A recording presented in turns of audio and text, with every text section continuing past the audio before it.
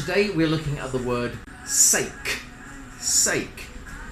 Generally, this word means love or name, depending on the context. Love or name.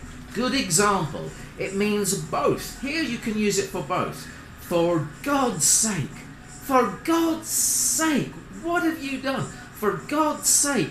Don't do it. Por el amor de Dios. Por el amor de Dios. For God's sake. Or, en el nombre de Dios. In the name of God. Please don't do it. For God's sake. Okay? So for the love of God, for the name of God, for God's sake. Here's another one. For my sake. That means please don't do it because of your love for me. For my sake. You will make me happy if you don't do it. For my sake. Please don't do it. For my sake. Please do it. So do it for your love of me. For my love. The love you have for me. For my sake.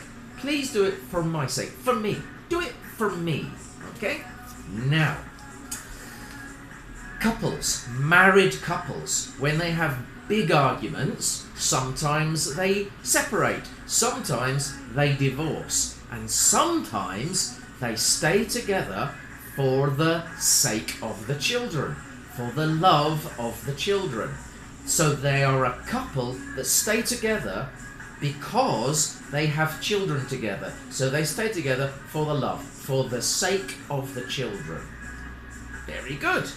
And finally, for the sake of fairness. So this would be in the name of fairness, of being fair, of being justo, siendo justo, en el nombre de ser justo. So for instance, you and I are having an argument. I say it's black, you say it's white. So for the sake of fairness, let's ask Pedro, because Pedro is not you, he's not me. He will decide. So for the sake of fairness, we are going to use an impartial judge or referee. Okay, there you go. Sake. For my sake, please watch the next video. Thank you very much. Bye-bye.